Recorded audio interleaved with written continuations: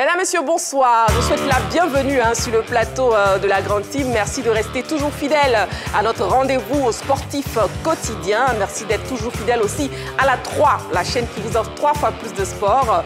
Le programme de ce soir, c'est dans le sommaire. Au programme de la Grande Team ce soir, LGT News. UEFA Champions League. Le PSG est-il en danger? C'est la question LGT du jour. Bonne soirée sportive sur la 3.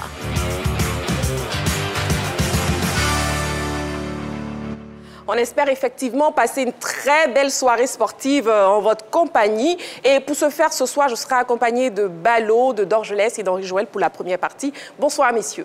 Bonsoir, Marie-Christine. Bonsoir, Marie-Christine. Comment vous allez, Balo? Ça va, chez vous? Très bien, merci. Henri Joël? Je vais très, très bien. Dorgelès? Ah, je vais bien, super bien. Super, d'accord. Donc avec vous, on commencera donc l'émission avec une question LGT pour vous permettre d'interagir. UEFA Champions League, le PSG est-il en danger? Le numéro de téléphone, le 27 21 59 93 99. Et aussi, vous pouvez nous écrire sur la page Facebook de la 3. On débute avec la première rubrique et c'est LGT News.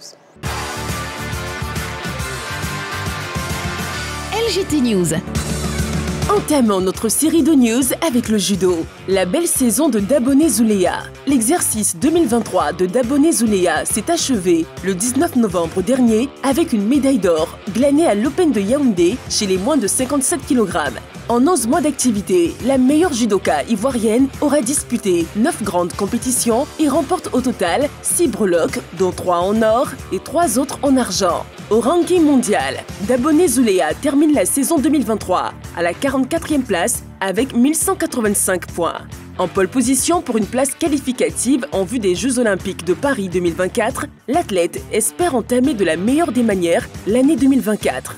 D'autant plus qu'elle aura 2 gros challenges à relever au Grand Prix du Portugal le 26 janvier et au Grand Chelem de Paris le 4 février. LGT News. Athlétisme, Oscar Pistorius remis en liberté conditionnelle en janvier 2024. Il avait demandé une mise en liberté provisoire. Il vient de l'obtenir. Oscar Pistorius a finalement gain de cause à sa requête. Dans un communiqué publié, l'administration pénitentiaire a affirmé que le département des services correctionnels confirme le placement en liberté conditionnelle de l'ex-champion paralympique sud-africain à compter du 5 janvier 2024. Rappelons qu'il y a 10 ans que Oscar Pistorius s'était rendu coupable du meurtre de sa compagne, Riva Steenkamp. LGT News. Basketball NBA. Les Philadelphia Sixers tombent devant les New Orleans Pelicans. Les Philadelphia Sixers restaient sur 2 succès consécutifs. Ils avaient mis fin à la belle série de Oklahoma City, puis corrigé les Los Angeles Lakers. Mais hier, mercredi, ils ont baissé pavillon en saison régulière de la NBA chez les New Orleans Pelicans, qui eux avaient perdu leurs 2 derniers matchs. Score final 114 à 124. Les locaux se sont appuyés sur leur ailier Williamson, d'ailleurs l'homme fort de leur écurie, pour faire chuter les visiteurs. Avec cette défaite, Philadelphia reste 4e de la conférence Est, tandis que New Orleans occupe le 8e rang à l'Ouest. LGT News. Football à présent, classement FIFA. Les éléphants de nouveau dans le top 50. Alors qu'ils avaient régressé lors du classement FIFA d'octobre avec 2 places perdues qui les avaient éjectés du top 50, les éléphants retrouvent le 50e rang à la faveur de la dernière mise à jour effectuée ce jeudi sur le site de l'instance mondiale du football. Jean-Louis Gasset et ses poulains gagnent par la même occasion une place sur le plan africain en passant de la 9e à la 8e position. Cette petite remontée est la résultante des 2 victoires obtenues face aux Seychelles 9-0 et à la Gambie 2-0 durant les 2 premières journées des éliminatoires de la Coupe du Monde 2026. Alors on y va avec le débrief des news et on commence avec Balo. Oui, pour parler de Oscar Pistorius qui va obtenir sa liberté conditionnelle le 5 janvier 2024. Celui qu'on surnommait Blade Runner à cause de ses prothèses en carbone fine a pu bénéficier du fait que la mère de Riva Steenkamp ne s'est pas opposé à cette décision et qu'également l'administration pénitentiaire qui lui avait refusé cette liberté conditionnelle en mars dernier, en affirmant qu'il n'avait pas purgé sa peine minimale, ne s'est pas également opposé. Il faut savoir que cette administration pénitentiaire a été contredite par la Cour constitutionnelle le 9 octobre. Donc c'est une bonne nouvelle. C'est une épilogue, hein, tout simplement. C'est l'épilogue d'un procès qui avait marqué l'ensemble des Sud-Africains, qui avait lui-même marqué l'athlète en personne. Il faut savoir qu'Oscar Pistorius est sextuple champion paralympique et qu'il avait marqué l'histoire en compétissant avec les valides. Hein. C'était en 2012, lors des Jeux Olympiques de Londres 2012. Il avait pris le départ du 400 mètres. Il n'avait pu remporter cette course. Il a terminé dernier des demi-finales. Mais à l'époque, Kirani James, celui qui avait remporté la course, lui avait demandé son dossard pour lui rendre hommage. Donc, on voit que tout se termine bien pour un grand champion. Et on espère que ça sera véritablement oublié. Ah, on espère véritablement, parce que c'est bien dommage hein, pour sa carrière. On parle basket avec Henri Joël. Oui, on évoquait récemment hein, la grosse défaite des Lakers et de LeBron James face à Philadelphie, avec 44 points en décalage. Alors, le bourreau des Lakers, l'équipe de Philadelphie Sixers, est tombé cette fois-ci face à New Orleans. Voilà, un peu quelques informations sur ce match. Il faut savoir que Zion Williamson, hein, c'était le premier choix de draft il y a 3 saisons, qui n'a pas été épargné par les blessures hein, ces 2 dernières saisons, est revenu en forme cette saison et surtout a fait du bien à cette équipe des Pelicans. Il a inscrit 33 points dans ce match, dans cette victoire. Tout comme lui, Jonas Valanciunas a inscrit 19 points et CJ McCollum a inscrit 20 points. Alors, c'est au total 5 joueurs des Pelicans à avoir inscrit plus de 15 points dans ce match. On voit un peu l'apport hein, de tous ces joueurs-là qui a permis à cette équipe des Pelicans de pouvoir s'imposer. Et puis en face, peut-être celui qui a essayé hein, de faire briller cette équipe de Philadelphie, c'est Tyrese Maxey, hein, le jeune joueur qui a inscrit 33 points. Il a été accompagné hein, dans cette démarche par D'Anthony Melton, 17 points, mais ça n'a pas suffi pour pouvoir venir à bout de cette équipe des Pelicans. Alors, il faut rappeler que dans ce match, il y a un Ivoirien qui a joué. Oui. Il s'agit de Mo Bamba qui a inscrit 6 points. Voilà, il a inscrit 6 points. Malheureusement, ces 6 points n'auront pas servi à sauver cette équipe de Philadelphie. Ah oui, malheureusement, mais bon, une bonne prestation quand même de Mo Bamba, oui, on peut dire, notre compatriote Mo Bamba. Oui, donc je laisse avec vous, on parle classement FIFA et les éléphants à nouveau hein, dans le top 50.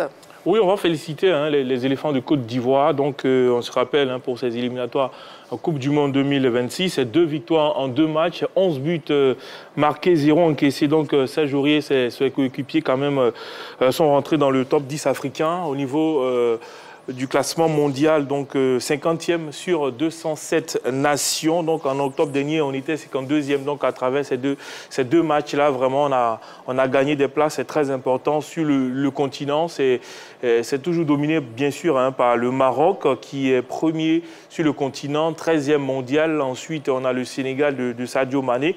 On est 8e au plan africain, 50e au plan mondial. Après, on le sait, hein, c'est grâce à ces 2 matchs, Seychelles-Gambie, on a fait vraiment une bonne performance. Ça nous a permis quand même de gagner des points. Donc, félicitations aux hommes de Jean-Louis Gasset. Je pense qu'en décembre encore, il doit avoir encore un classement. Donc, on espère aussi hein, qu'on pourra progresser.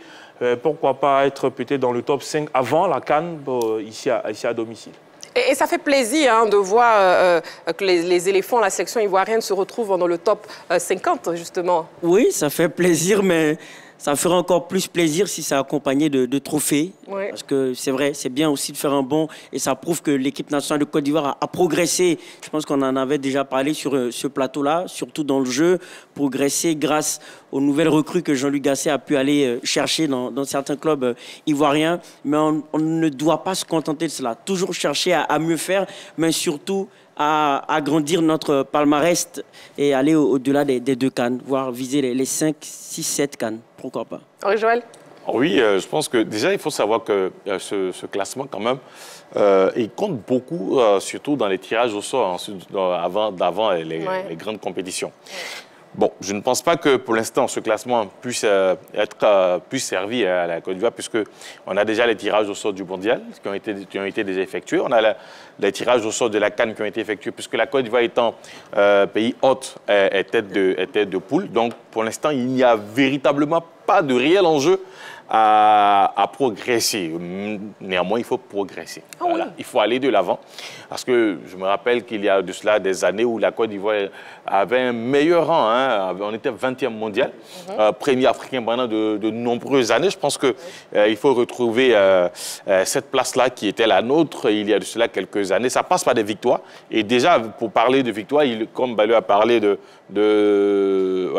prochain classement, oui. On va se fier peut-être au match de préparation que la Côte d'Ivoire va avoir peut-être dans le mois de décembre, avant bien sûr la Coupe d'Afrique des Nations. Il y a des rumeurs qui parlent de San Pedro pour préparer cette compétition. Donc on verra les équipes qui vont accompagner l'équipe nationale dans cette préparation. Et peut-être à l'issue de cette préparation, si bien sûr il y a des victoires, ça peut permettre à la Côte d'Ivoire quand même d'évoluer dans ce classement et peut-être avant d'arriver à la CAN, donner un signal fort. Parce que c'est ça aussi, gagner ces matchs avec un bon contenu, ça donne non seulement de l'assurance, mais aussi ça donne un message très important à ces futurs adversaires que nous allons rencontrer lors de cette compétition que nous organisons. Donc voilà, il faut gagner, il faut progresser et pourquoi pas aussi, il faut faire peur à ces adversaires, surtout quant au match à venir. Vous l'avez dit, Henri Joël, justement, cette progression, comme vous le signifiez, permet justement d'avoir un peu plus de confiance en soi pour la CAN à venir. Dorgelès, n'est-ce pas? Forcément. Après, pour se préparer pour une CAN, on va dire que c'est gagner ces matchs. Donc, on aura des matchs à jouer avant la CAN, oui, c'est de trouver de bons sparring partners et puis progresser comme on le peut, gagner nos matchs parce que au niveau du ranking aussi, c'est très important. Je pense qu'après la CAN, la vie continue. Donc, il faut continuer à progresser. Aujourd'hui, 8e sur le plan africain, je pense qu'on peut se rapprocher du top 5. Ensuite, pourquoi pas récupérer cette première place-là parce qu'on a une très belle génération. Après, ça sera le travail en continu qui va nous permettre tout simplement de revenir à la première place. Ce n'est pas impossible, on a déjà occupé cette place. On sait ce qu'il faut faire pour revenir au top niveau. Après, tout dépend de la stratégie qu'on met en place. Nos joueurs progresser en club, progresser avec l'équipe nationale de Côte d'Ivoire, gagner des matchs. Parce que être premier africain, ça veut dire que sur son passage, on écrase un peu tout le monde. Et on l'a déjà fait. Aujourd'hui, quand le Maroc se retrouve premier africain, oui, il y a le parcours à la CAN, il y a aussi le parcours à la Coupe du Monde. Ça a donné pas mal de bons. Et puis, c'est une équipe marocaine quand même, à un moment donné, qui ne perdait pas les matchs amicaux, qui gagnait ses matchs. C'est tout ça qui permet de pouvoir engranger des points. Et surtout, c'est les équipes qu'on affronte. Voilà, je pense que jouer contre peut-être, je dis, une équipe comme peut-être l'Allemagne, et puis battre l'Allemagne, ça n'a pas la même valeur que battre la Gambie. Exactement. Vous l'avez dit. Donc bon, c'était pour le débrief des news de ce soir. On poursuivra notre émission surtout avec la question LGT que je vous redonne. UEFA Champions League, le PSG est-il en danger? Vous connaissez les différents canaux pour nous joindre. Le numéro de téléphone, le 27 21 59 93 99. Et aussi nous écrire sur la page Facebook de la 3. Et dans quelques minutes, on pourra dire pour le focus de ce soir, nous recevrons donc Maître Parfait Doukrou, secrétaire général de la Fédération ivoirienne de kickboxing et discipline associée. Mais pour l'instant, on marque une petite pause. Vous ne bougez surtout pas. Juste le temps de la pub et on se retrouve après. Voilà, nous sommes sur la 3, la chaîne qui vous offre 3 fois plus de sport. Et bien sûr, vous suivez votre émission La Grande Team. Nous sommes en direct et nous passons au focus de ce soir.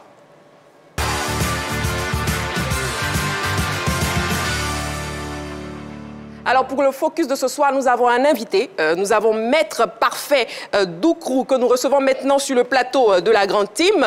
Il est secrétaire général de la Fédération ivoirienne de kickboxing et discipline associée. Nous le recevons sur le plateau de la Grande Team.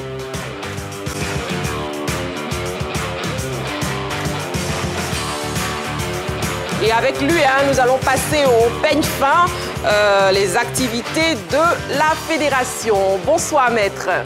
Bonsoir, Marie-Christine Begrin. Comment vous allez, Maître? Mais ça va bien. Ça va bien. Merci déjà d'être présent sur le plateau de la Grande Team. On sera donc avec Henri Joël, Dorgelès et à côté de vous, Balou. Oui, bien Bonsoir, Maître. Bonsoir. Bonsoir, Maître. C'est un plaisir d'avoir Balou à mes côtés. Toujours, il donne de la joie. Bon, Joël et Dorgelès, je les connais déjà bien. Oui. Donc, et c'est un plaisir aussi d'être avec vous. S'il vous plaît, dites, Maître, dites aussi que c'est un plaisir d'être avec moi. Mais que j'arrive, bien sûr. De tous les temps, je regarde Marie-Christine Begré à la télé. Oui. Et lorsque je demande au chef de la rédaction aujourd'hui, qui sera avec moi sur le plateau, il dit c'est Marie-Christine Begré. J'ai dit, ben là, c'est gagné, là. Voilà. Ouais, je suis content. Ballot, voilà. Pour moi, le plus intéressant, c'est Elle est satisfaite. Bon, mais déjà c'est quoi le kickboxing, pour ceux qui ne connaissent pas cette discipline? Ok, de manière succincte, en résumé, le kickboxing, c'est en fait une composante de deux mots anglophones. Kick, qui fait référence au coup de pied, et boxing, qui fait référence au coup de poing. Donc, le kickboxing, c'est l'ensemble des disciplines qui pratiquent, donc qui font du pied et de la boxe, telles que la boxe anglaise et le taekwondo, et même le karaté. Donc, c'est là que se rassemblent, font la synthèse toutes les disciplines, des pieds et poings. Des pieds et poings, oulala. Oui, je vous l'ai dit. Alors, Maître, je sais qu'aujourd'hui, il y a un sport qui est en train de prendre de l'envergure, c'est le... Je ne sais pas si je peux parler de MMA en tant que sport à part entière, parce que c'est un mix aussi de différentes disciplines. Est-ce qu'un bon pratiquant de kickboxing peut être un bon pratiquant ou voilà, un sérieux au niveau du MMA? D'abord, le MMA, on dit MMA, ok. C'est Mixed Martial Art, ok. Donc, je parlais tout à l'heure du kickboxing, qui est un ensemble de disciplines. Donc, le MMA est aussi un ensemble de disciplines. Donc, c'est le kickboxing ajouté au grappling, c'est-à-dire tout ce qui est au sol, jiu-jitsu, judo et autres. Donc, celui qui veut faire du MMA, il est obligé d'avoir une bonne dose de kickboxing. Voilà, parce qu'on ne commence pas un combat en partant au sol directement. Et même lorsque tu vas au sol, il faut savoir lancer les points. Donc, si tu ne sais pas, donc, ça fait que tous ceux qui veulent aller au MMA, ils doivent forcément faire du kickboxing. La base, c'est le kickboxing. La base, c'est le kickboxing. D'accord, oui, très bien. Bon, maintenant, par rapport à la fédération, Maître, qu'en est-il du bilan 2023? Ben, avant tout propos, déjà, parce qu'aujourd'hui, c'est la journée internationale du kickboxing. Donc, au nom du président Kwadio Yao, président de la Fédération ivoirienne de kickboxing, au nom de tous les membres de la fédération et même des athlètes ivoiriens, je me permets de remercier la 3 et la RTI pour tout ce qu'elles font pour le développement des sports de combat et surtout le kickboxing. Parler de bilan, ben, on ne pourra pas quitter ici parce qu'il y a beaucoup d'activités. Je vais juste prendre quelques éléments. Déjà, pour une jeune fédération comme la nôtre, nous avons quand même mené un certain nombre d'activités pour cette année. Voilà, je ne parlerai pas des années passées. Nous avons fait le championnat national en mars. Nous avons organisé en collaboration avec Niaga, ou alors l'organisateur qui s'appelle Mons Marin. Nous avons organisé le gala Niaga Combat d'ici. Nous l'avons fait, je crois bien, dans le mois de mars. Nous avons également organisé en collaboration avec Invincible Fighting. Nous avons organisé donc Invincible Fighting Championship. Et nous avons participé aussi à l'initiation des jeunes au sport, ça veut dire une journée qu'ils ont appelée journée santé et sport, organisée par la Fédération gréco-romaine. C'était à Agora. Donc nous avons initié les jeunes à la pratique du kickboxing. En août, pour donner du goût à la journée de l'indépendance à notre manière, nous avons participé à une journée marathon, donc une journée santé à Nono qui a été organisée à Nono pour initier la population d'Anono au kickboxing et leur montrer que le kickboxing contribue aussi. On voit déjà certaines activités en images. Voilà, justement. Et nous avons été en Italie pour la Coupe du Monde en Italie. Et c'était du 26 septembre au 2 octobre. Voilà, je pense qu'après les questions, je reviendrai sur ça, mais pour le moment, je cite un peu les quelques activités. Et la dernière, l'une des dernières activités, c'est ce que vous avez vu en image tout à l'heure. Nous avons fait des stages et le passage des grades au niveau national pour pouvoir grader nos athlètes Et la toute dernière, ça a été à Goura, avec le club Abidjan Ville Durable, où nous avons été comptés parmi les lauréats. Donc, qui ont été récompensés. Abidjan Ville Durable est une coopération franco-ivoirienne pour pouvoir aider la jeunesse dans le sport et autres. Donc, nous avons été récompensés dans ce sens. Et vous avez parlé justement de vos athlètes. Est-ce que vous êtes satisfait, premièrement, de vos athlètes? Et puis, est-ce qu'on peut dire qu'il y a une bonne progression de vos athlètes sur le plan continental? Ben, si je dis que je suis satisfait, c'est comme si on s'arrête là en tant que maître. Un maître n'est jamais satisfait, il veut toujours parfaire. Il veut toujours plus. Mais je suis content du niveau des athlètes à comparer les années passées. On voit que déjà, ils ont acquis beaucoup d'expérience. Voilà, ça c'est d'abord important parce que lorsque on combat au plan national et on combat au plan international, c'est vraiment différent. Donc on voit que nos athlètes sont de plus en plus des professionnels. Donc je suis content de leur niveau. Alors maître, vous avez parlé tout à l'heure de stages. Est-ce que vous initiez des stages où vous êtes emmené à faire venir des maîtres de l'étranger pour former les athlètes ici? Bon, déjà, pour le niveau que nos athlètes ont ici, nous, en tant qu'experts, déjà, ça suffit parce que moi, je suis 5e dan, maître ceinture noire 5e dan. On a le grand maître Asia Bless qui est 8e dan et nous avons bien d'autres. Donc, vous comprenez que nos athlètes, pour le moment, c'est des niveaux 1er, 2e dan, donc ils n'ont pas besoin. Pour le moment, on peut donner ce qu'on a. Et après, bon, ben, ils pourront bénéficier des autres. Maître, au niveau des amateurs, notamment le taekwondo, on a des têtes de gondole, notamment au taekwondo avec Cissé Chek chez les hommes et puis Ruth Bagui chez les dames. Au kickboxing, est-ce qu'on a des têtes de gondole comme ces deux-là au taekwondo? Bien sûr. Et je pense que je suis même venu avec 4, voilà, 2 dames et 2 hommes. Voilà. Mais ils ne sont pas forcément les meilleurs, hein, mais ils sont parmi les meilleurs. Voilà. Voilà, donc qui sont là, je pourrais citer Kader Dao, que tout le monde connaît, Yedo Melej, qui sera là tout à l'heure aussi. Au niveau des femmes, il y a Mariam Sissé Dalenda qui est là, et puis la jeune fille Patrice Nadre Bailly qui monte aussi. Et donc, ces athlètes sont là, sans compter les Dieng, les Kamso, qui sont aujourd'hui aux États-Unis. Il y a vraiment beaucoup qui sont là. Voilà. Et maître, on voit aussi que vous faites la promotion du genre. Est-ce qu'on peut dire que les femmes s'intéressent beaucoup, énormément au kickboxing? Oui, les femmes s'intéressent énormément au kickboxing.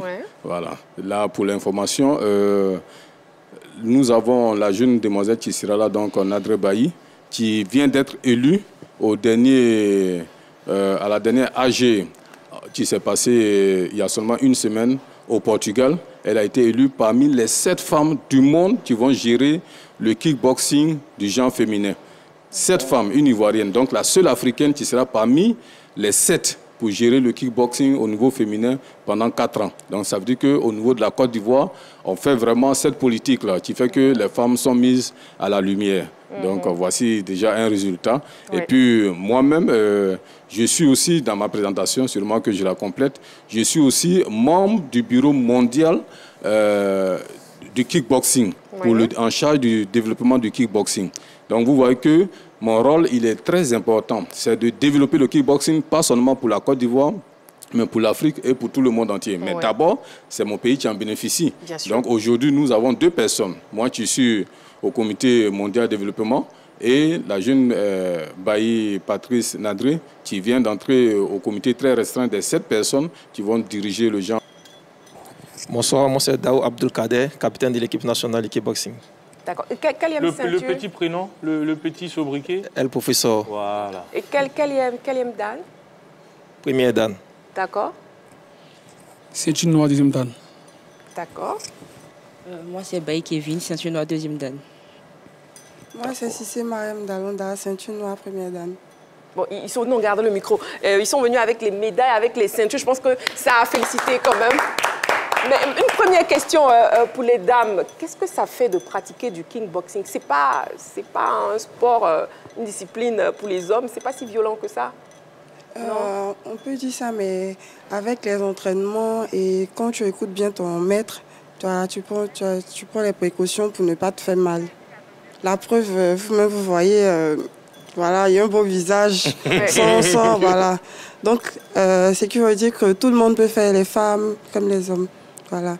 D'accord, j'attends la deuxième dame. Bon, je veux dire, c'est pas tabou, hein. Au contraire, le kickboxing, ça fait du bien. Beaucoup de bien. La santé, le bien-être, surtout le self-défense. D'accord. Bon, ayez pitié de moi, hein. Je suis une gentille dame. Et une question pour eux, Balo? Oui, déjà, moi, la question que je veux poser, quels sont les sacrifices qu'un athlète doit tout simplement doit concéder pour être à ce niveau-là? D'abord, pour être à ce niveau, il faut d'abord le temps. Le temps. Il faut l'énergie et la volonté. Surtout la discipline. Ouais. La même question pour le deuxième? Oui, pour moi, il faut beaucoup de sacrifices. Oui, de sacrifices. Oui. Beaucoup de sacrifices, il faut beaucoup de travail. Il faut se priver de beaucoup de choses. On connaît comme les sorties nocturnes, les fêtes, l'alcool, tout et tout. Beaucoup de trucs. On connaît. Voilà. Ça, c'est pour être athlète, hein? Oui. Sinon... Pour être un athlète de haut niveau. Ah, voilà, pour être athlète de haut niveau. Voilà. Sinon, pour pratiquer juste simplement... Voilà. Joël, vous êtes disqualifié. Oui, poursuivez, c'était ça. Oui. Et pour les dames? La même question de Balo. Oui, pour les dames, moi, je veux poser ma question concernant les préjugés. C'est vrai que vous êtes des femmes, vous faites un sport de combat. Quels sont comment vous arrivez à vivre avec les préjugés des gens? Comment vous voit autour de vous? Bon, généralement, les gens disent... Toi, tu as frappé ton mari, hein? Tu frappes garçon, tu fais... C'est ça, c'est ça. Mais au fond, bon, quand tu as un mental fort, tu sais ce que tu veux, tu sais pourquoi tu t'entraînes, normalement, ça ne doit rien te dire. Vous ne frappez pas, hein? Non. Okay. C'est un acte de self-défense, au contraire, c'est pour toi-même, c'est pas pour frapper les gens, donc il n'y a pas de souci. Ok. D'accord. Voilà, je la rejoins en disant que après aussi... chacun son éducation. Ouais. Vous voyez, notre éducation ne nous permet pas de trucs comme on le dit, comme les gens nous disent « Ah, tu as frappé ton mari ». Vous voyez, on reste des femmes. Voilà, on reste des femmes, donc on sait faire la part des choses et puis on est discipliné. C'est tout ça, on nous apprend la discipline. Donc du coup, il y a des choses qu'on ne fait pas, on a la maîtrise le soir, on sait comment se tenir en dehors de la salle, avec les autres et tout. Donc tout ça, ne vous inquiétez pas, parce qu'apparemment, les hommes ont peur des femmes qui pratiquent. Ce ballon, il a peur. Voilà, non mais il n'y a pas de problème. On reste des femmes, voilà. Et je vois que vous êtes revenu avec des médailles, avec la ceinture. Vous avez remporté quoi, en fait? Vous pouvez nous dire, oui. Le championnat de Côte d'Ivoire. Oui. Voilà, championnat de kickboxing. Oui. Ouais, championnat d'Afrique. Voilà. Et puis récemment, on était en Italie. Oui, voilà. Comme a dit Maître. Oui. Voilà. Et la ceinture. Championnat Ouest-Afrique, champion de sa catégorie, moins de 64 kilos. Championnat de Côte d'Ivoire, toujours dans la même catégorie, moins de 64 kilos.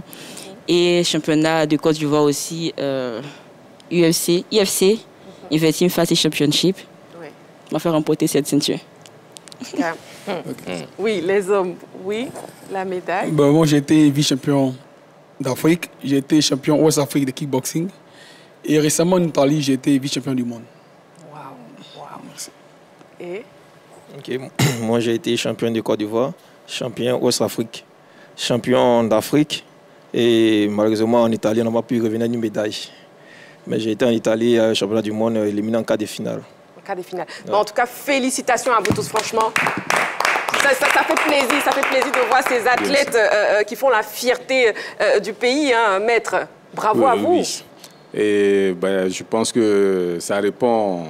Oui. Il y a ce qu'on dit et il y a ce qui se présente. J'aurais pu dire et puis ne pas présenter. Oui. Mais c'est vraiment des champions d'Afrique, Ouest-Afrique et autres. Donc nous avons la crème des crèmes.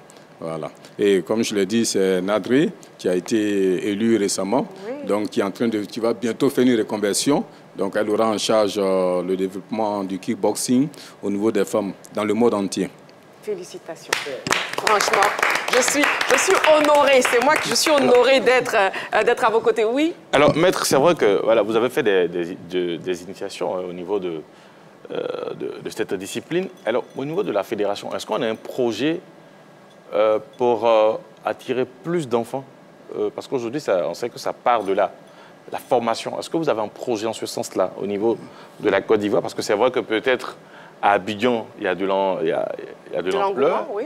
Mais est-ce qu'à l'intérieur du pays, on a ces projets-là d'aller dans les écoles, comme par exemple au niveau de l'OASU, où il y a ces genres de compétitions, il y a cette compétition foot, basket, hand et autres. Est-ce qu'on projette d'introduire par exemple le kickboxing au niveau de ces genres de compétitions à l'école?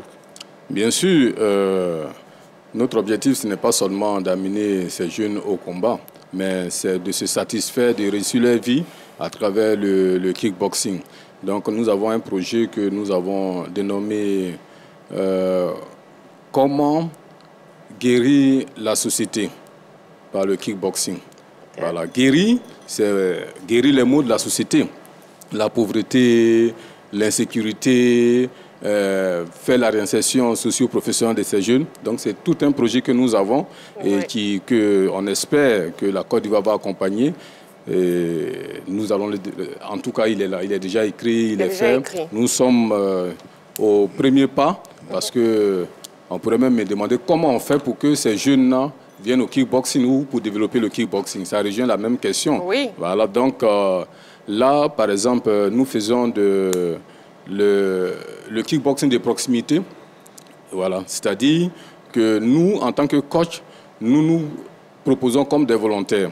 Parce qu'en principe, quelqu'un qui a 5e dan, les différents coachs devraient, ils devraient vivre de leur art. Oui. Or, nous faisons du sacrifice. Parce que dans nos clubs, ces athlètes qui quittent Yopougon pour venir s'entraîner, ou bien Gonzague ou Abobo pour venir s'entraîner, souvent c'est même nous qui payons leur transport. Et pourtant, c'est eux qui devraient nous payer.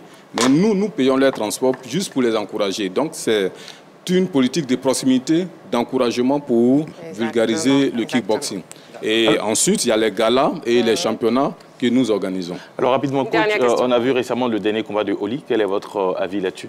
D'abord, en tant qu'Ivoirien, voilà, je félicite Oli. Voilà, c'est un guerrier, comme on le dit. Il est vraiment... Il se bat pour le drapeau ivoirien.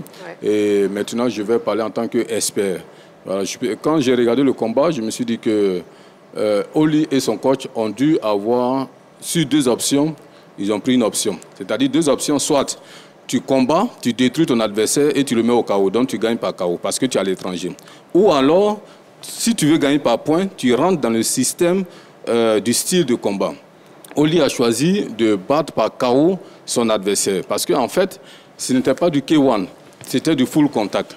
Le K1, tous les coups qu'on met en dessous de la ceinture sont comptés. Donc, Oli, tous les coups qu'il a mis en dessous de la ceinture, si c'était du K1, il aurait gagné.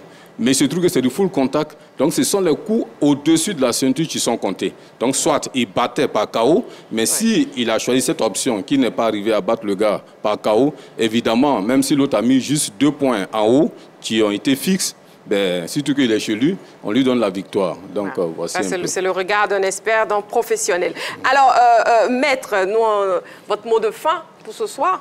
Mon mot de fin, c'est d'abord toujours de vous remercier pour ce que la porte de l'art est toujours ouverte pour le kickboxing et inviter tous les mécènes, les sponsors pour nous aider. Parce qu'aujourd'hui, nous nous battons. Mais le fruit, la joie de demain sera pour toute la Côte d'Ivoire. Pourquoi je le dis? Le kickboxing en 2028 est olympique. C'est-à-dire au même titre que Cissé est allé combattre et que nous sommes contents de dire que je suis un frère à Cissé ou une sœur à Cissé. Demain, quelqu'un dira je suis un frère à Kader ou à Kevin. Parce qu'en 2028, la Côte d'Ivoire va combattre 28. En 24, en France, on va en démonstration. Et en 28, tous les pays participent. Donc ces jeunes qui sont en train de s'entraîner, qui se battent, il faut que la Côte d'Ivoire les soutienne. Il faut que le ministère, là, on est à la télé, nous avons déposé notre demande d'agrément final dans cette semaine au ministère des Sports pour bénéficier des taxes parafiscales. Nous félicitons le nouveau ministre qui vient d'arriver et nous lui demandons de faciliter notre agrément. C'est lui qui signe, c'est lui qui donne. Qu'il regarde tout ce que nous avons fait et tout ce que nous faisons pour que nous puissions avoir cet agrément. Et surtout les sponsors qui nous soutiennent. Merci. Merci beaucoup, Maître, pour votre présence sur le plateau de la Grande Team. Merci aussi à vous, cher athlète, cher champion. Merci de toujours hisser assez haut le drapeau ivoirien. Et puis bon, nous, on vous dit tout simplement félicitations. Voilà. On était donc avec Maître Parfait Doukrou, secrétaire général de la Fédération ivoirienne de kickboxing et disciplines associées. Et puis le nouveau titre? Membre du comité... Oui. Mondial pour le développement du kickboxing. Voilà qui est très bien dit. Merci beaucoup. Et la porte de la 3, vous êtes grandement ouverte, vous venez quand vous voulez. Merci. Voilà, bon, nous on marque une petite pause, hein. On se retrouve tout juste après pour le sujet principal de l'actu de ce soir. Allez, à tout de suite. Alors nous sommes toujours en direct hein, et nous poursuivons notre émission La Grande Team sur la 3. Et nous a rejoint Dago Charles. Bonsoir Dago Charles. Bonsoir, merci. Comment vous allez? Je vais très bien. D'accord. Bon, avec vous, Dago Charles, on poursuit donc l'émission et il est temps à présent de passer au MAG de l'AFC Champions League.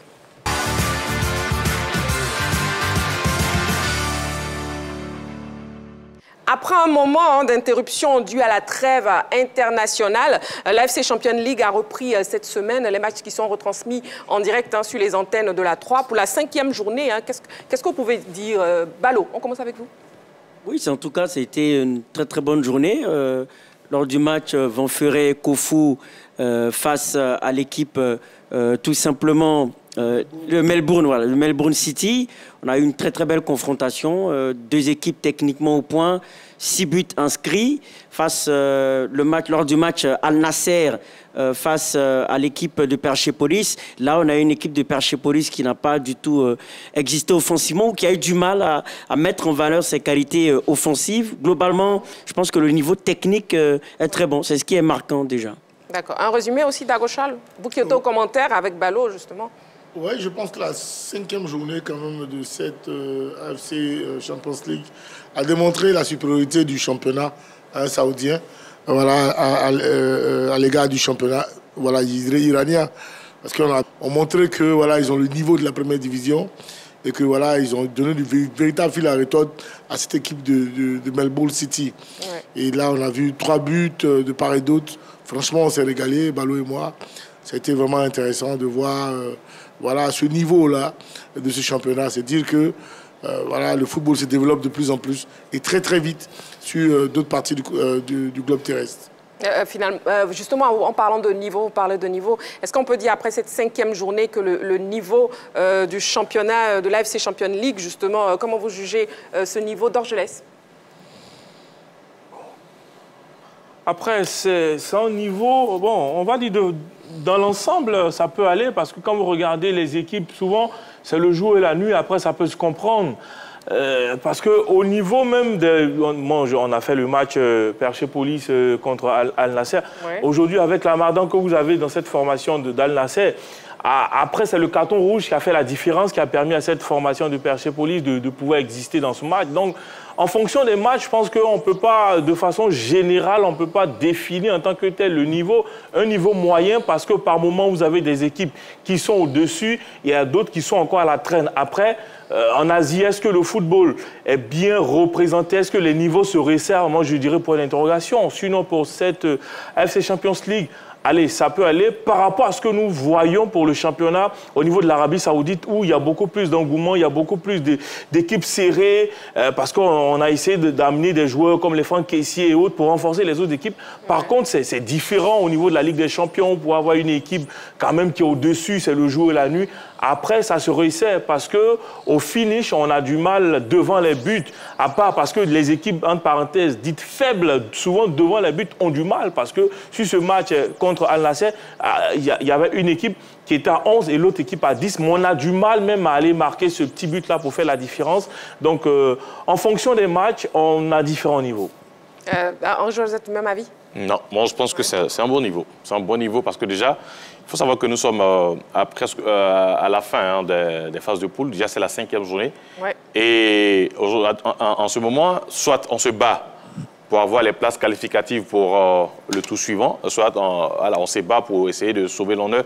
Comme par exemple, ça a été le cas du club de Jean-Gouin Kwasi qui a gagné et qui espère pouvoir se qualifier pour le tour suivant. Ensuite, moi j'ai beaucoup parlé de cette équipe de Melbourne City C'est vrai, La Rochelle a parlé de ce qui se passe du côté de l'Arabie Saoudite avec ces gros stars qui sont arrivés, surtout qui sont en train de permettre à ces équipes-là de monter un régime. Mais de l'autre côté aussi, il y a certaines équipes qui existent, notamment Melbourne City. Voilà, donc il y a un bon niveau. Parce que là, vous avez les meilleures équipes de chaque pays qui se retrouvent pour une compétition. Voilà, c'est comme la Ligue des Champions du côté de l'Afrique, c'est comme la Ligue des Champions du côté de l'Europe. Donc ce sont les meilleurs qui se retrouvent et on constate. C'est vrai que dans les matchs, vous avez certaines équipes qui viennent pour apprendre, peut-être pour leur première participation, mais elles ne sont pas ridicules. Elles ne sont pas ridicules. Elles jouent au même niveau, c'est-à-dire que voilà, elles essaient d'exister. C'est vrai que c'est pas top, mais quand même, elles ne sont pas ridicules. Donc dans l'ensemble, c'est d'un bon niveau. Maintenant, comme je l'ai dit, c'est la première phase. Ça va monter un régime quand on va finir cette première phase, c'est-à-dire que je considère peut-être comme la saison régulière, et puis quand on va arriver au match à élimination directe, ça sera d'un autre niveau. Sinon, pour l'instant, le niveau, il est bon, il est acceptable. D'accord. Et j'aimerais qu'on revienne aussi sur le match Ballot avec Ronaldo El Nasser. Ce fait marquant, hein, ce penalty, justement, on en parle. Mais automatiquement, il se lève pour dire effectivement, il ne m'a pas touché, je suis tombé, mais il sait qu'il ne m'a pas touché. Quand vous parlez de simulation, est-ce que sur le geste, je ne vois pas en aucun cas où il fait exprès de tomber? Je pense que ce penalty. Ouais, je pense que si tu t'écoutes très bien, tu dis la même chose. Parce que le même qui trébuche, le même s'élève et puis dit « ils ne m'ont pas touché ». Que l'action aurait pénalisé cette équipe adverse, et là, c'était être de mauvaise foi. Donc, pour moi, ça montre encore la grandeur du joueur. De Ronaldo. Voilà, ça voudrait dire que, franchement, c'était un exemple parce que ce type de joueurs-là, comme les Ronaldo, les Messi et autres, ils suscitent des vocations. Hein, c'est des exemples pour les jeunes gens, pour tous ceux qui veulent embrasser le football comme un métier. Et donc, ils savent qu'ils sont scrutés à n'importe quel instant et donc, ils doivent donner l'exemple. D'accord. Et donc, par ce tact-là, franchement, je ne peux que Là, il a donné un très bon exemple. Pour terminer, oui, Oui, rapidement, je pense qu'il a simulé, ça c'est un. Derrière, il aurait dû être sanctionné, parce que quand dans la surface, il y a simulation, derrière, c'est une sanction carton jaune. L'arbitre va voir, il revient normalement. Après avoir revu l'action, il revenait et il donnait un carton jaune à Ronaldo, puisqu'il n'a pas été touché. Il a plongé. Et derrière, quand dans la surface de réparation, il y a une telle situation, normalement, c'est sanctionné. Maintenant, peut-être là où l'arbitre a fait preuve de psychologie, c'est le fait que Ronaldo lui-même soit venu rapidement pour dire monsieur, en réalité, ils ne m'ont pas touché. Il n'y a rien. Je suis tombé seul. J'ai essayé de vous tromper. Voilà, c'est ça. J'ai essayé de vous tromper. Bon, je ne sais pas s'il a dit ça. Bon, en tout cas, on note la bonne foi de Ronaldo. Voyons justement les résultats de la 5e journée. Allez, plusieurs résultats. Al-Sharjah a été battu à domicile par Al-Sadd, 2-0. Nassaf a battu Al-Fezali, 3-1. FK HMK a été battu par Al-Ittihad, 2-1. Al-Duel de Galtier a battu Istiklal Dushanbe, 2-0. 0-0 entre Al-Nasser et Persepolis. Sepahan Al a battu Kowa 1-0. Kawasaki Frontal a battu Joao FC 100-0. Incheon a dominé Yokohama FM 2-1. BG Batum est tombé à domicile face à Ulsan 3-1. Oui. Et puis Shandong a battu Kaya 6-1. On a aussi, oui, poursuivant, oui. Et ça, c'est au niveau de l'autre conférence, bien sûr. Nafbao a été battu par Al Hilal 2-0. C'est un match qui est passé sur nos antennes. Al-Fiya a dominé FK Al-Ahal 3-1. Nazaji a battu Mumbai City 2-0. Al-Ain a été battu par Paktakor 3-1. Kichi est tombé face à Jeonbuk 2-1. Urawa 2. Wuhan 1. Pohang 2, Hanoi 0, Ventforet 3, Melbourne 3, et puis Zhejiang de Jean-Kwasi 3, 2 pour Buriram, et puis Bangkok United a battu l'équipe de LC Sailors, 1-0. Ah, c'est pas facile, hein? Ah, pas facile du tout, les noms des clubs. Justement, notre compatriote Jean-Evra Kouassi, hein, est-ce que ce n'est pas un signal fort qu'il lance là avec la victoire, lui, dans son équipe par rapport à la CAN? J'aurais bien aimé hein, que ça soit un signal. Non, c'est vrai, j'aurais bien aimé parce que c'est un prototype de joueur hein, dont on pourrait voilà, bénéficier. Voilà, et donc, oui, j'aurais bien vraiment souhaité que ce soit voilà, ainsi. Malheureusement, ça fait bientôt plus de 3 mois qu'on n'appelle plus en sélection. Ouais. Et donc, je pense que là, il a été très performant. Le coach a déjà une certaine idée des attaquants à lesquels il va attaquer cette Coupe d'Afrique. C'est vraiment dommage. Mais un garçon comme celui-là, il pourrait, pourquoi pas, nous rendre service. On a jusqu'à 27 joueurs à prendre. On a jusqu'à 27 joueurs à prendre. Bon, je ne suis pas pour cette histoire des 27 joueurs, mais malheureusement, c'est la CAF qui a décidé ainsi. Donc 27 joueurs à prendre. La plupart des joueurs qui se blessent beaucoup dans une compétition de haut niveau sont les attaquants et les milieux de terrain. Donc je crois que voilà, on pourrait appeler Jean-Evra Kouassi, pourquoi pas. Parce que lui, il pourrait supplier aussi facilement voilà, Jean-Philippe Crasso, Alain, Konaté Karim et autres, contrairement à beaucoup de joueurs. D'accord. Bon, c'était notre résumé hein, pour le MAG de l'AFC Champions League avec des matchs justement qui sont retransmis en direct sur les antennes de la 3. Le sujet principal pour ce soir, c'est dans l'actu, donc direction l'actu.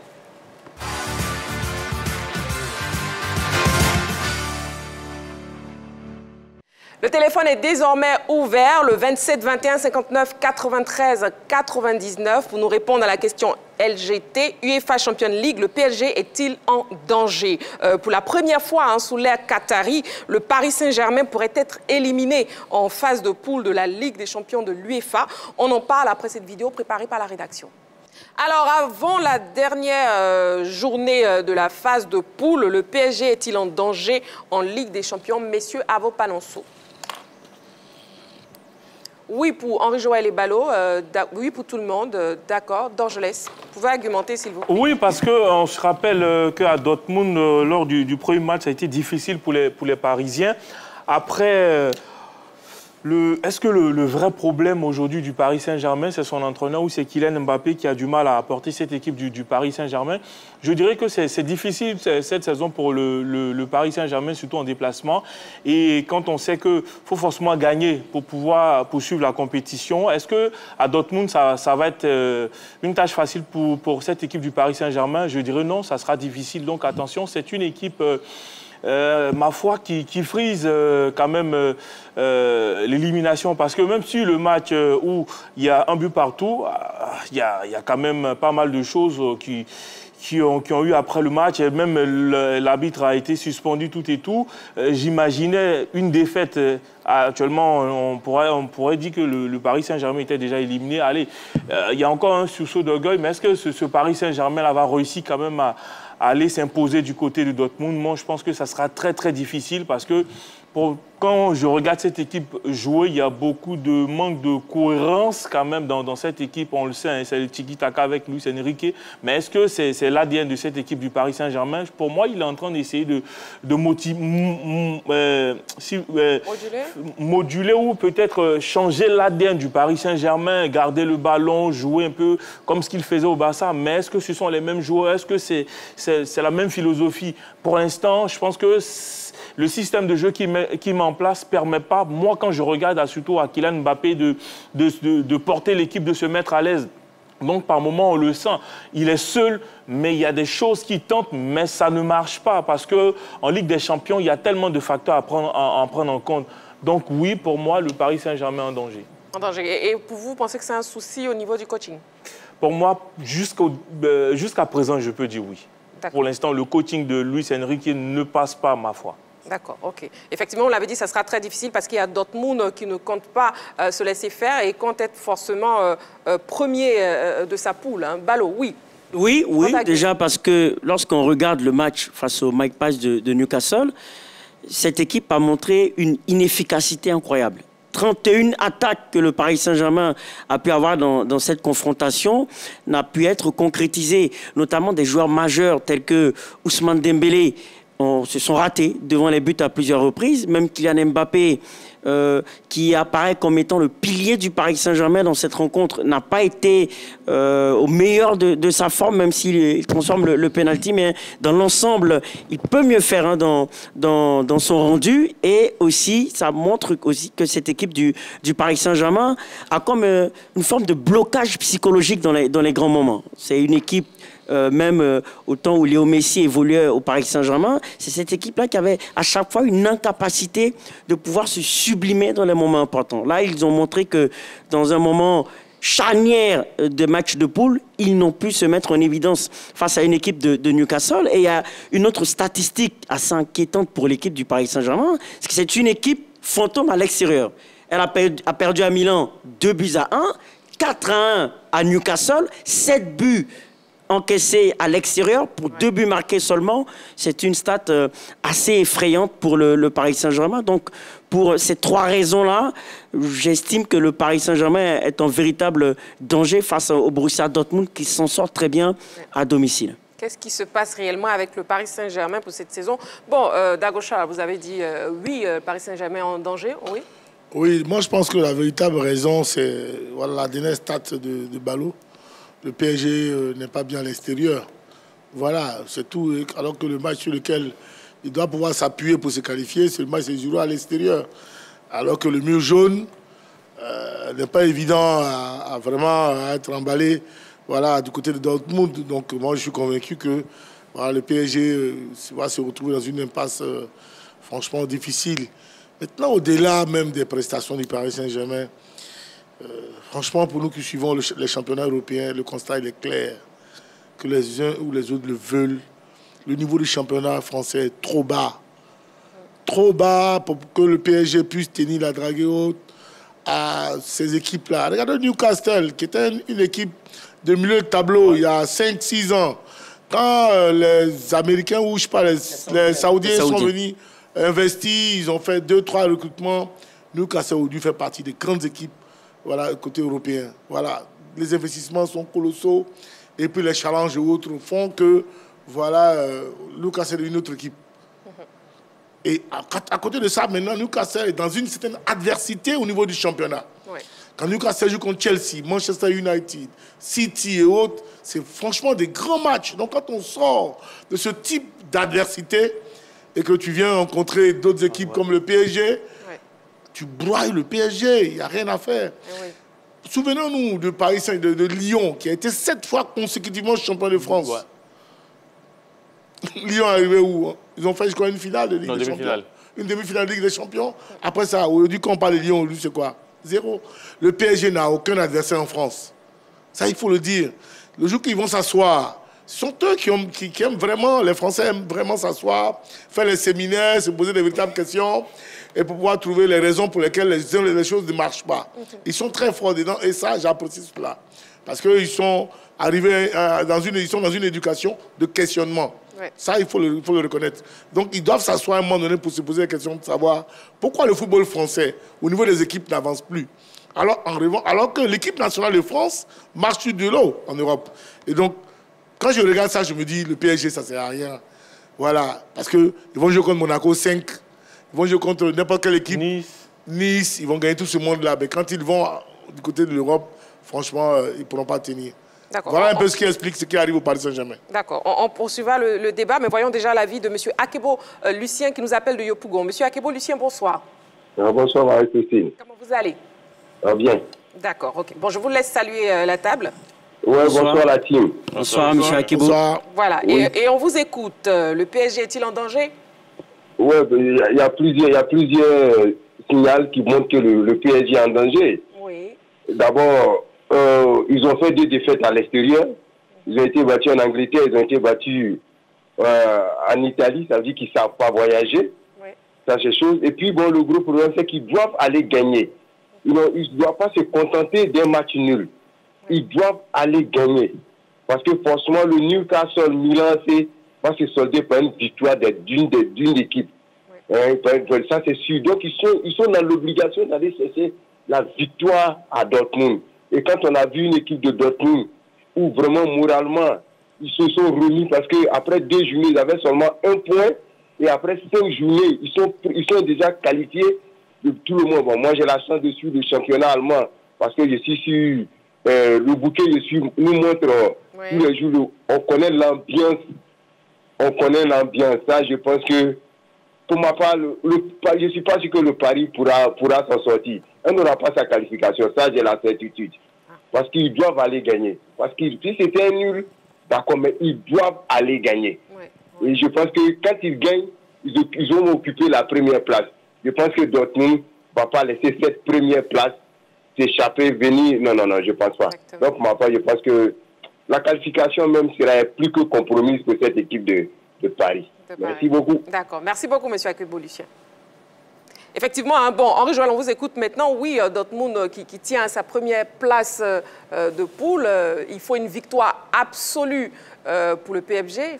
Bien sûr, plusieurs raisons ont été évoquées ici hein, pour cette équipe de Paris qui n'inspire pas confiance pour la suite de la compétition, notamment l'équipe de Dortmund hein, qui a, par la voix de son directeur sportif, a affirmé que voilà, ils joueront ce dernier match à fond parce que derrière le piège c'est quoi? C'est-à-dire que si Dortmund perd ce match face au Paris Saint-Germain, automatiquement Paris devient premier et Dortmund deuxième pour la suite de la compétition. Alors quand on est deuxième ou on est premier quand même, il y a des avantages, il y a des inconvénients.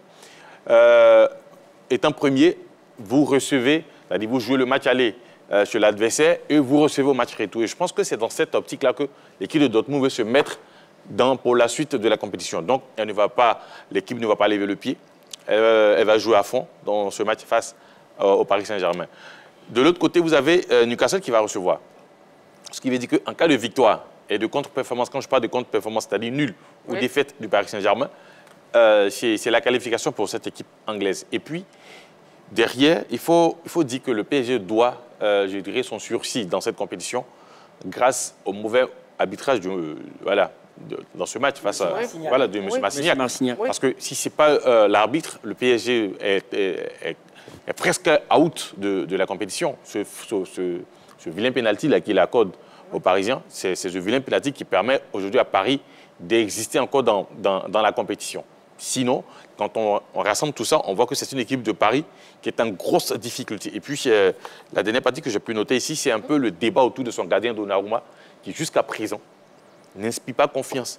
Or, dans ce genre de compétition comme la Ligue des Champions, il faut un grand gardien pour espérer aller loin. Regardez le but qu'il prend. Et même la défense. Vous avez un joueur qui part du côté gauche, qui se faufile devant la défense jusque sur le côté droit. La frappe qui est relâchée, mais une frappe, je dirais, une frappe molle, hein, qui est relâchée par Donnarumma devant sa défense. Ça ne se fait pas du tout. Et il y a l'éternel débat autour hein, de ses prestations. Quand on sait qu'il y a un Keylor Navas, peut-être un peu qui a pris de l'âge, mais qui pour moi, au niveau de la Ligue des Champions, est meilleur que Donnarumma. Mais bon, on ne va pas revenir sur le débat de qui doit être titulaire du côté du Paris Saint-Germain. Oui. Mais quand même, il y a ce débat-là du poste de gardien de but à Paris. Et quand on regarde tout ça, je me dis que dans ce match face à Dortmund, ça ne va pas passer. On a M. Moustapha Silla qui nous appelle d'Angré. Voyons son avis. M. Moustapha, bonsoir. M. Silla? D'accord, je pense qu'on l'a perdu. Vous pouvez nous rappeler hein, au 27 21 59 93 99. Nous sommes en direct. Oui, je voulais rebondir un peu sur ce que Henri Joël appelle débat.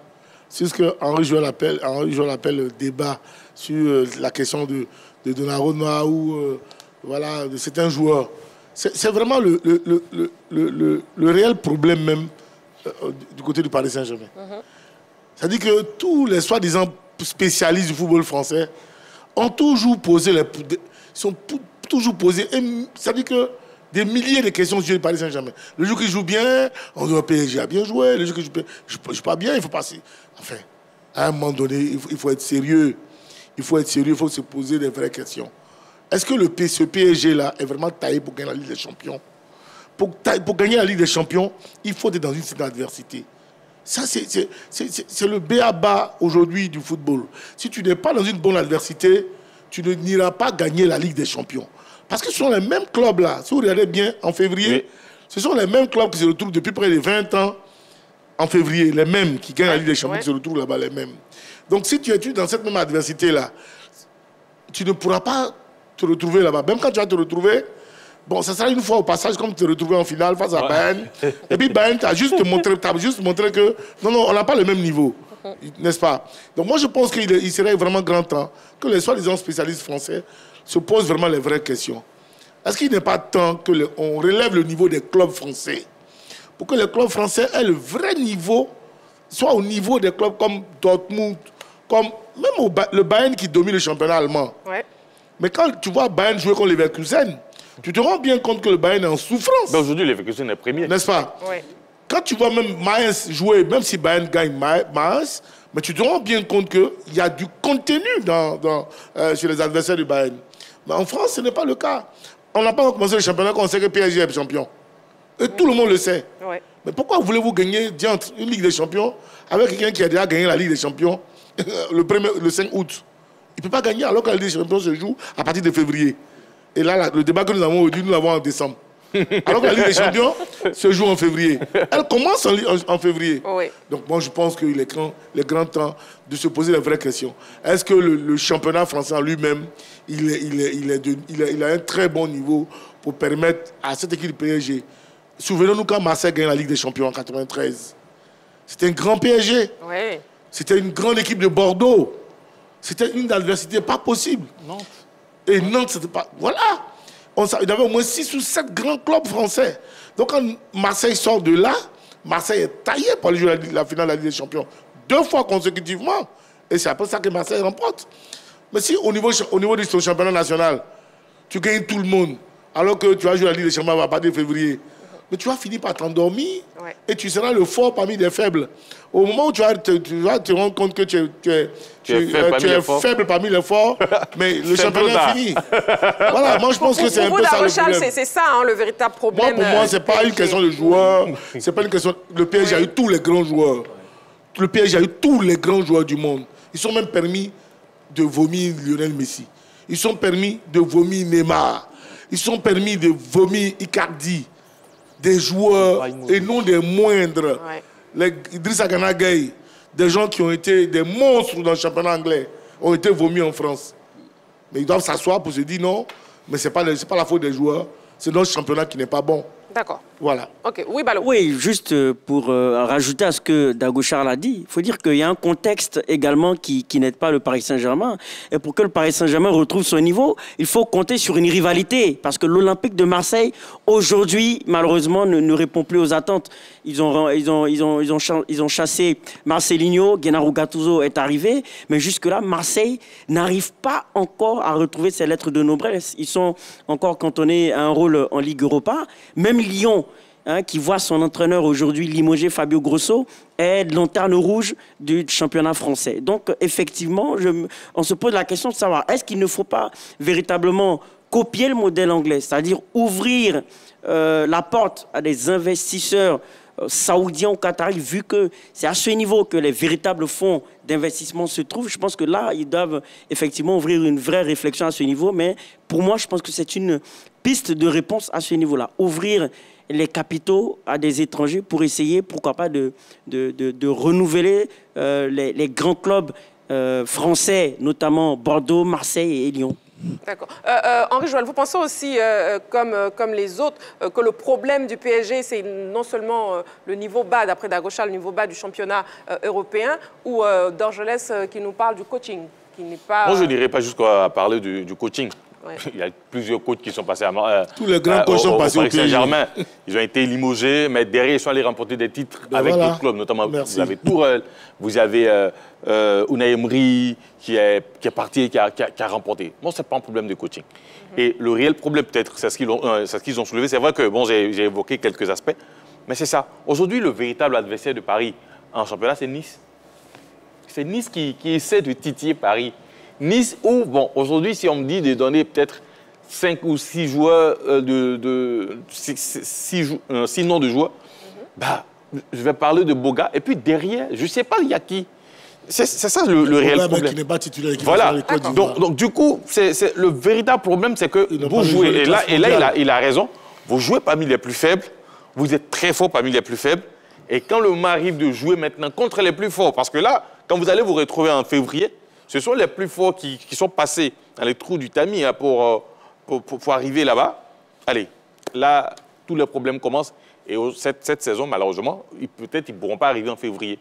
Parce que là, ils sont tombés dans une poule où... Ils peuvent arriver, ils peuvent gagner Dortmund, c'est pas... Mais déjà, messieurs, voyons avec ce tableau qui va s'afficher les différents scénarios pour une qualification du PSG en 8e de finale. Alors après tout ce que nous avons dit, Paris peut se qualifier. Si et seulement si, victoire face à Dortmund, Paris est qualifié. Nul à Dortmund et Newcastle ne bat pas l'équipe de l'AC Milan, Paris passe. Et défaite à Dortmund et nul entre Newcastle et l'AC Milan, Paris est qualifié. Donc, pour que Paris se qualifie, allez. Dans jeunesse, pour vous, le meilleur scénario, ce serait lequel? Mais il n'y a pas de meilleur scénario. Ouais. Non, quand vous regardez... Le scénario le plus probable même, je dirais. Oui, non, mais je pense que c'est... On ne peut pas négliger. Je pense que tout... Ça sera difficile pour moi de choisir. Je pense que le Paris Saint-Germain n'a pas son destin en main parce qu'il faut regarder ce qui va se passer dans l'autre rencontre. D'accord. Et moi, le scénario le plus probable. Le plus probable, mais moi, je vais parler de ce qui n'est pas probable du tout. Moi, c'est le dernier, là. Défaite de Dortmund et un nul entre Newcastle et Milan, pour moi, c'est improbable. C'est totalement improbable. Ouais. Donc, l'équipe du Paris Saint-Germain doit chercher la victoire uniquement, je pense. Ce qui va sauver Paris, c'est que peut-être, sans tenir compte du match face à Dortmund, il y a un match nul entre Newcastle et l'équipe de Milan. C'est pas évident. Oui, Dagochal. Moi, je pense plutôt que le PSG peut battre Dortmund. C'est possible. Hein. Le PSG peut battre Dortmund. Mais comme on sait l'objectif du PSG, c'est de gagner la Ligue des Champions, c'est comme je le dis, en février, c'est là-bas ils seront jaugés et ils sauront qu'ils n'ont pas le niveau des autres. City. Voilà. Ils vont rencontrer le Real, le Barça. Bon, avançant, on a aussi les statistiques de Kylian Mbappé. Moi, je voulais vous demander si ce n'est pas aussi un souci, Kylian Mbappé. Mais bon, vous me rassurez que non. Mais voyons déjà ces statistiques. Allez, Mbappé, c'est 24 ans. Il est attaquant. Il joue au PSG, bien sûr. Cette saison, c'est 17 matchs, 16 fois titulaire, 17 buts, 2 passes décisives, 2 cartons jaunes, pas de cartons rouges. Et pour les autres équipes déjà qualifiées pour la 8e de finale? Allez, en Angleterre, vous avez 2 clubs qui sont déjà qualifiés, Manchester City et Arsenal. En Espagne, 4 clubs qualifiés, Real.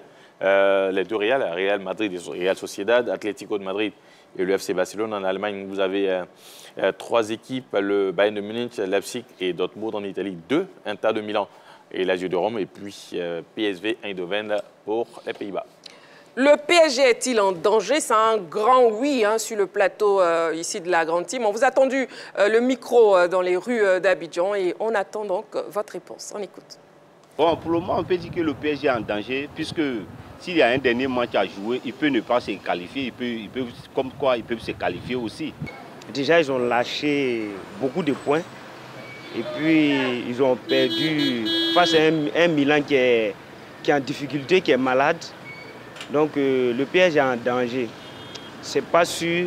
Pour moi, vraiment, c'est la 3e place. Ils ne vont pas se qualifier pour la Ligue des Champions. Cette année, il y a beaucoup de jeunes joueurs. Et ces jeunes joueurs, il faut leur donner beaucoup de temps pour pouvoir s'en sortir. Je les vois en Europa League. Non, le PSG est très en danger parce que le PSG ne pourra pas se qualifier. Le PSG a toujours eu des bons joueurs, mais non jamais une équipe fiable. Il ne laisse pas les entraîneurs travailler, il ne laisse pas les joueurs se laisser aller, se libérer dans le jeu. Ils sont toujours en train de dicter eux-mêmes les lois qui n'ont rien à voir avec le football, juste parce qu'ils ont de l'argent. Oui, effectivement, le PSG est en danger. Parce que de tout ce qui prévaut des matchs qui ont eu à se jouer, on a pensé que le PSG allait se qualifier aussi facilement dans une poule pas trop élevée en tant que telle. Parce que bon, ce ne sont pas des adversaires aussi coriaces qui sont face au PSG, c'est-à-dire Newcastle, Dortmund et le Milan AC. Mais fut notre grande surprise de voir que le PSG n'arrive pas à se qualifier dans une poule aussi faible. UEFA Champions League, le PSG est-il en danger? Un dernier mot, messieurs, un tour de table, Ballot? Oui, ils sont en danger et je pense que la seule solution pour qu'ils remportent le match face à Dortmund, il faut un très grand Kylian Mbappé. Dagochal? Moi, je pense qu'il faut plutôt un bel ensemble. Un bel ensemble, parce qu'on a vu Kylian Mbappé sur le dernier match. Voilà, il n'a pas été habité par la baraka. Et une équipe de foot ne peut pas s'appuyer exclusivement sur l'individu. Quand c'est comme ça peut passer aujourd'hui comme ça ne passe pas demain. Mais quand c'est tout un ensemble, voilà, c'est plus intéressant. Alors que le PSG, bon, voilà, a mis, je veux dire, tout dans la main de Kylian Mbappé. L'institution elle-même, voilà, elle est passée à côté. Alors que les grands clubs, les équipes qu'on a vues là, qui sont déjà qualifiées, sont des institutions. Ouais. Voilà. Et ça, à ce niveau, il faut que le PSG commence à réfléchir et à voir comment devenir d'abord une institution, être bien organisé et que tout joueur qui rentre là-bas doit savoir que c'est le PSG d'abord avant le joueur. Bon, malheureusement, comme le PSG a été créé après la Deuxième Guerre mondiale, c'est-à-dire en 1970, c'est difficile. Voilà, tout le monde est jeune au PSG et donc, bon, et tous sont dans le décalé coupé, c'est compliqué. Voilà. Non, je laisse, oui. Ah non, moi je pense qu'ils seront en difficulté, c'est tout ce que j'ai à dire. Henri-Joël? Allez, il faut chercher à créer une bonne histoire pour le club. Ça passe par la formation, par des joueurs qui ont la philosophie du club.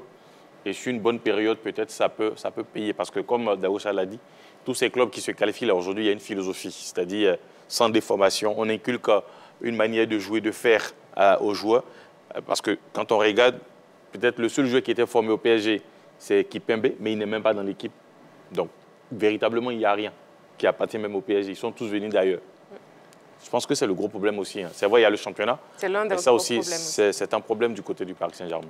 D'accord. Donc, l'UEFA Champions League, le PSG est-il en danger? C'était la question LGT de ce soir, justement, sur lequel nous avons tous débattu sur ce plateau et vous aussi, très chers téléspectateurs, avec vos appels et vos messages sur la page Facebook de la 3. C'est la fin de la grande team de ce soir, mais ne vous inquiétez pas, on se retrouve demain pour le dernier numéro de la semaine en direct 20h30 sur la 3. Messieurs, merci beaucoup. Merci Ballot.